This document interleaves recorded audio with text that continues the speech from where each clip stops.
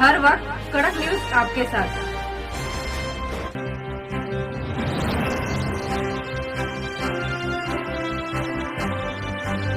कड़क न्यूज में कड़क सवाल। मैं महक हाशमी। इकबाल जी नमस्कार। इकबाल जी ये बताओ, गैस सिलेंडर का रेट कम हो गया, इसके बारे में आप क्या कहना चाहोगे?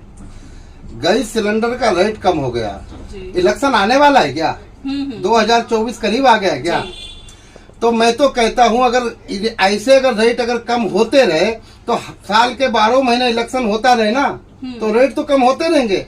गरीबों को, लोगों को, देश की जनता को कम से कम ये फायदा तो होगा कि इलेक्शन चालू हुआ तो किसी चीज का रेट घटा।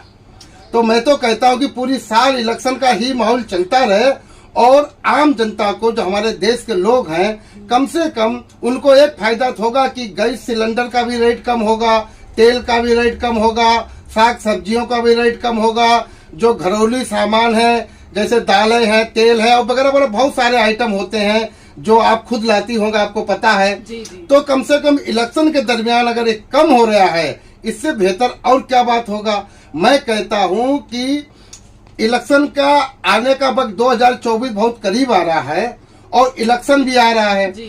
तो अगर इलेक्शन से 2 साल पहले अगर ये रेट कम किया गया होता तो लोगों की नजर में बहुत अच्छा ये काम आता कि सरकार ने जनता के लिए बहुत अच्छा काम करके दिया। लेकिन अब फिलहाल में इलेक्शन करीब है, सिलेंडर का रेट कम हुआ है और वगैरह वगैरह जो रेट कम होंगे तो ये सारा दारोमदार इलेक्शन के ऊपर आ रहा है। यानी कि कुछ साल तक 200 रुपया नुकसान उठाएंगे, बाकी 6 महीने तक उठाएंगे और 4.5 साल तक हम खूब कमाएंगे। तो वही बात हो जाती है कि हम 6 महीने नुकसान उठा लेंगे और 4.5 साल कंटिन्यू हम गरीबों का खून चूसते रहेंगे और गरीब आम जनता ये देश की कुछ भी नहीं कर सकती महंगाई पर। जब सरकार अगर चाहेगा वही रेट कम होगा, सरकार जब चाहेगा तो रेट बढ़ेगा।